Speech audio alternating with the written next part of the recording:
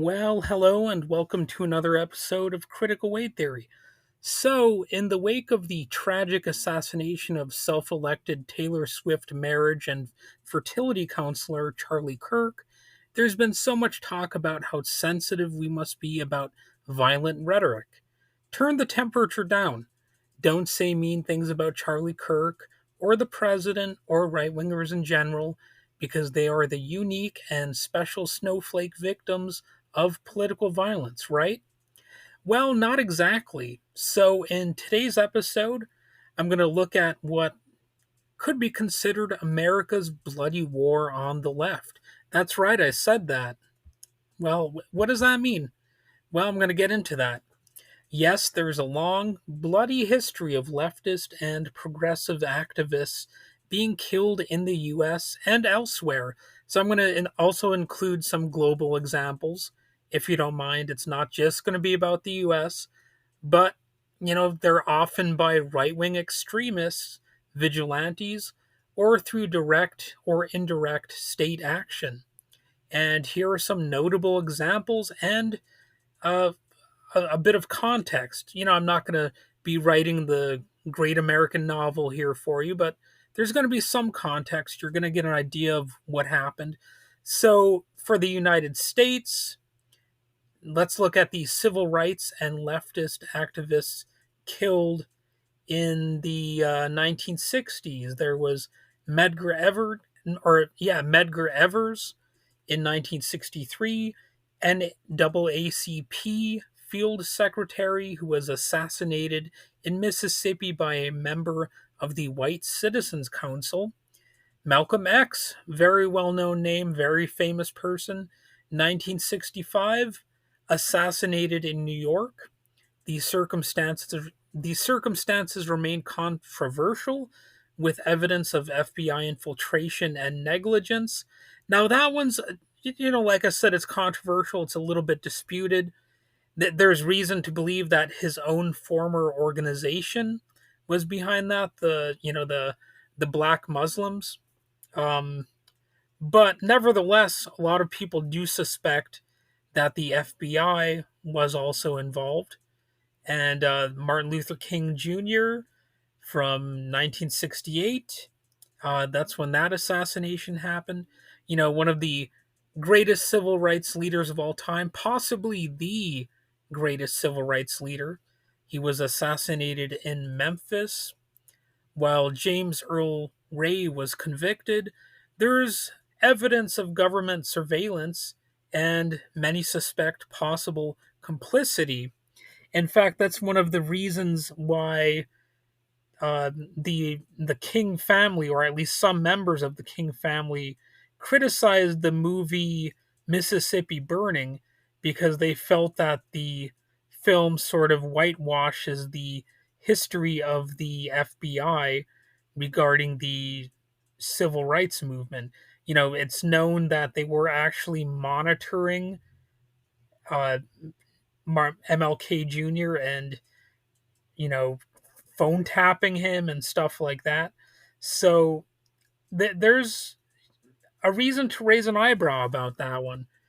It's also because there were other people who were involved in the civil rights movement or other similar causes at the time who were targeted. You have Fred Hampton and Mark Clark in 1969. They were Black Panther Party leaders killed during an FBI and Chicago police raid, long tied to COINTELPRO tactics. Now, COINTELPRO stands for counterintelligence. It's it's a it's a thing that more Americans should be aware of, but they're not. So there was also Viola Liuzzo, 1965, a white civil rights activist murdered by the KKK while driving marchers during the Selma campaign. There was James Chaney, Andrew Goodman, and Michael Schwerner in 1964. Civil rights workers murdered in Mississippi by the Klan with local law enforcement participation. That's what the aforementioned film Mississippi Burning largely deals with. It fictionalizes that case. One of the critiques of that movie is that the two main characters, the FBI agents, they're actually composite characters. So those two people didn't actually exist. So that's one of the reasons that movie is controversial. And despite that fact, it's still a relatively good movie. It's it's one of those things you should still check the movie out because it is pretty well done. But keep in mind that it is fictionalized and people have criticized it, for fictionalizing things and for possibly downplaying the FBI's negative role during that time. And there was also Carlos Munoz and Ruben Salazar in 1970. Ruben Salazar was a journalist and critic of police violence, killed by the LA sheriff's deputies with a tear gas projectile during the Chicano moratorium. So let's look at also some labor and radical activists uh, earlier in history. And there are some interesting cases here. Frank Little in 1917, a or an IWW organizer, lynched in Montana, likely by company hired vigilantes. There was Joe Hill in 1915, an IWW songwriter and labor activist, executed after a trial widely considered politically tainted. There was the Ludlow massacre in 1914. The Colorado National Guard and hired guards killed striking miners and family members. And another famous case was Sacco and Vanzetti in 1927. They were anarchists who were executed amid a trial seen as influenced by anti immigrant and political bias. So some people feel that that trial was, it was more about setting an example through violence against that type of belief, and it was more about that than the evidence at hand. That's what a lot of people argue even today. So I'll leave that up to you to decide for yourself. Go ahead and look into Sacco and Vanzetti, and I think it's an interesting case. And there were also environmental and indigenous rights activists. So Judy Berry in 1990, she was an Earth First organizer, critically injured by a car bombing, then smeared as a suspect by the FBI before later winning a civil rights lawsuit. And there were other assassinations and deaths linked to right wing or state violence. George Jackson in 1971, a Black Panther and prison activist killed under disputed circumstances in San Quentin. Many people suspect that prison guards were involved in that slaying. There's Anime Aquash in 1975, an American Indian movement activist murdered amid FBI infiltration, and that's another example of the attempts to undermine the American Indian movement. And what about neo-Nazi and white supremacist violence? Well, it's not just in history books. Neo-Nazis and their ideological cousins keep inspiring and carrying out violence. In Charleston, South Carolina in 2015, Dylan Roof murdered 9 black churchgoers. And in Charlottesville, 2017, James Alex Fields Jr. killed Heather Heyer and injured dozens by driving into anti racist protesters.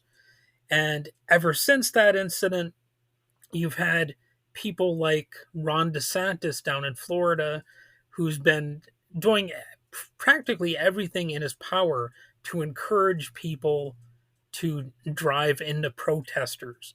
So that's been one of the legacies of that event, but also of Ron DeSantis.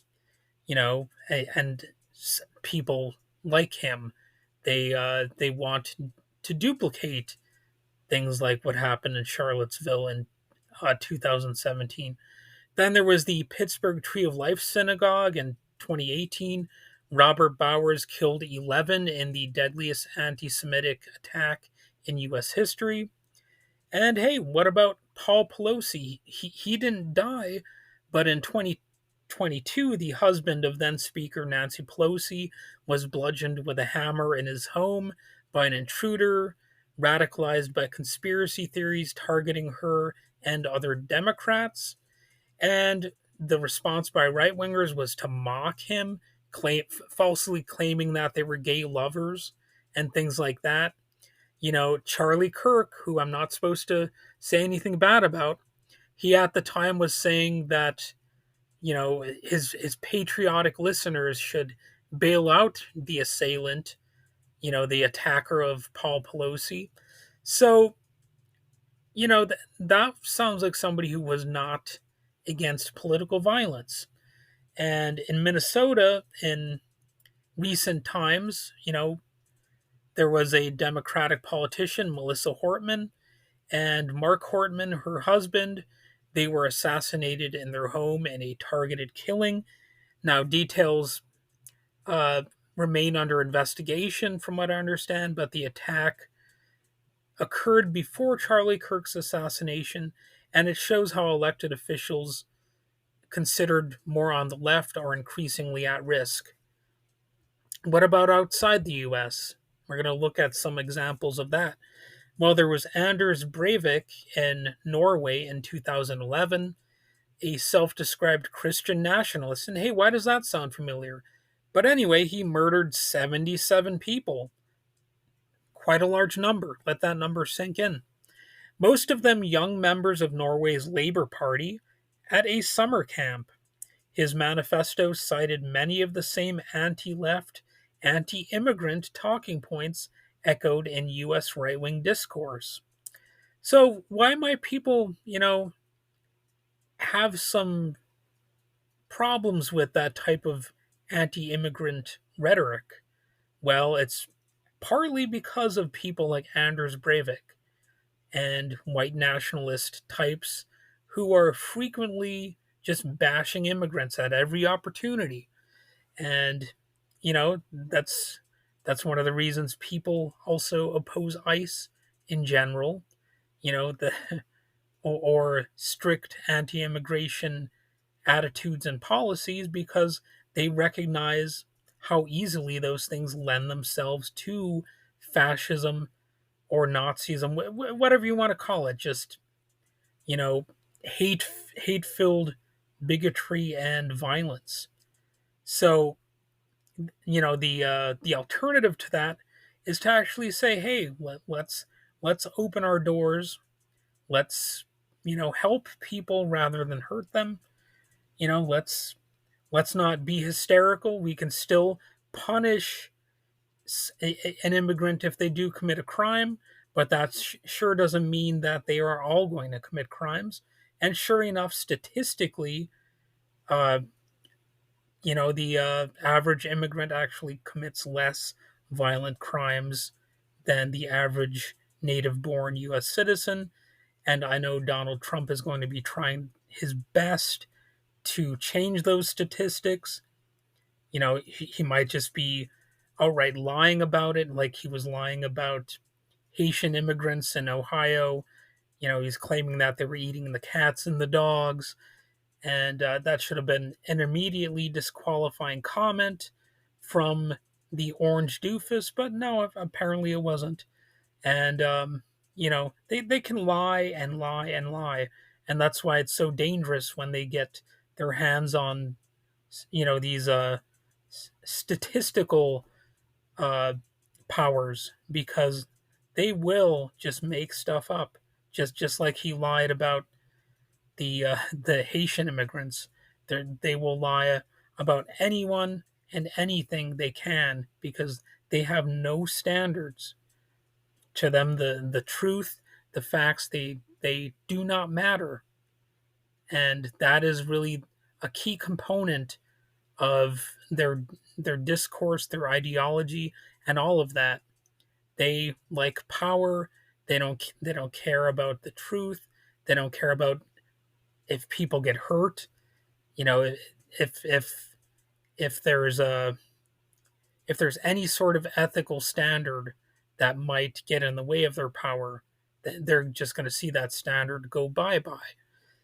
Anyway, continuing, there's also Victor Jara, 1973 in Chile, a folk singer and socialist activist who was tortured and murdered during Pinochet's coup. So yeah, there was a documentary on that available on Netflix, an episode of the series called Remastered. You might want to watch that. Oscar Romero was another one in El Salvador in 1980. An archbishop opposed to right wing death squads, assassinated while saying Mass.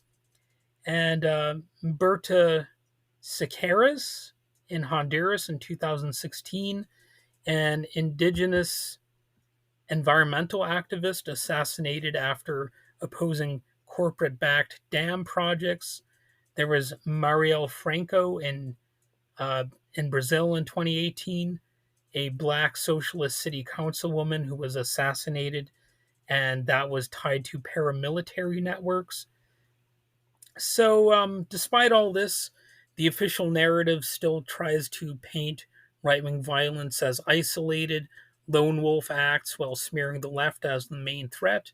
Recently, the U.S. Department of Justice even removed a study showing that far right extremists are responsible for a disproportionate share of politically motivated murders, and that erasure is not an accident. It's part of the war of ideas or information, whatever you want to call it. And for another example, I've got a local example here that I want to get into. Um, there was if you want more neo-Nazi type stuff, um, there were networks that have carried out deadly attacks in recent decades, like the Atomwaffen Division. Members and associates of the Atomwaffen network have been tied to multiple murders and plots. For example, the 2018 murder of Blaise Bernstein, that was by an alleged Atomwaffen member, and other violent plots and conspiracies. And investigations have been ongoing as far as that stuff goes. There was, let's see. I've got another one here. Uh, well, if you want to find, if here's another organized plot, this isn't so much about you know uh, a violent attack in terms of like physically hurting a person directly, but there have been organized vandalism plots, like the base and other accelerationist neo-Nazi cells have been implicated in synagogue vandalism, plans to attack infrastructure and paramilitary training, and tended to carry out racially targeted violence. So, prosecutions and federal investigations have disrupted some plots in recent years. In September 2019, a member of the white supremacist group The Base vandalized Temple Jacob, a synagogue in Hancock, Michigan, which is where I happen to live, the small city of Hancock. So, one of these groups actually was impactful here. They vandalized a Jewish temple, and somebody from the neighboring city of Houghton was convicted of federal hate crimes for participating in that. And, that was something that's obviously relevant to me because I live in the same area where this happened, the same city. But they spray painted swastikas and the symbol for the base on the outside walls of Temple Jacob. It's one of the oldest operating synagogues in Michigan's Upper Peninsula, and the base's operation, their plan was called Operation Crystal Nacht in reference to the 1938 Nazi pogrom against Jewish people. So, there's all this talk about, uh, you know, campus protesters being neo Nazis, yet they don't want to go after like actual neo Nazi organizations. It's a little bit strange. I mean, we live in complicated times, so there are reasons to criticize what Israel is doing for sure. It's a policy of forced starvation. There's a huge death toll and obvious human rights abuses. Journalists have been killed. They've been assassinating children. Palestinian children are being targeted deliberately. And I don't know if I mentioned that journalists have been killed, but they've also bombed hospital workers. You know, the the entirety of the education system has been wiped out.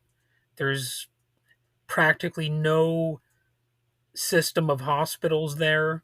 You only get medical attention through improvised care, basically. So it's a very tragic situation, and that's why people are criticizing it. There are some people who may actually have hatred towards Jewish people who are trying to latch onto this cause, and you do have to keep an eye open for that and call it out. But that's not the entirety of the critique of what people like Benjamin Netanyahu is doing there. So just to be clear, criticizing what is happening there, it doesn't mean you condone, violent attacks against all Jewish people or anything like that. It doesn't mean you're necessarily full of hate for all Jewish people or even many or most Jewish people. It means you hate what the government is doing there. Just like if I criticize the government of Saudi Arabia for its abusive policies, which it does have, if I criticize that, it doesn't mean I hate all Muslims or something like that. It doesn't mean I hate everybody living in Saudi Arabia. I just disagree with certain policies, and well, I hope this has been an informative episode. I I think I I think there's always going to be some people out there who will criticize anything I say. I've found that out. That they're going to find something wrong with something here and there. That's always going to be the case. But overall, I think the important message to get out of this is that political violence has definitely been a long running phenomenon. And no, it has not only happened against people on the right. And in fact, if we're going to play that game, the statistics, they simply tell a far different story from what Donald Trump is claiming, that, overwhelmingly it's the left that is targeting the right. Obviously, the statistics tell a different story, and we can't let Trump just keep on lying about stuff. The facts have to matter. And this isn't to say that the assassination of Charlie Kirk or anybody else is justified.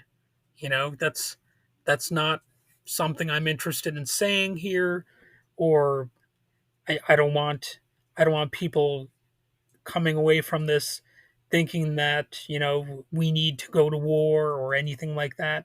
In a conventional sense, you know, we're always going to be at some sort of ideological war, but it should be a war of words more than a war of violent actions. And, I really hope that the world can stay at that sort of level headed state. You know what I'm saying? So here's to hoping that there is some sanity left and that people will find a better way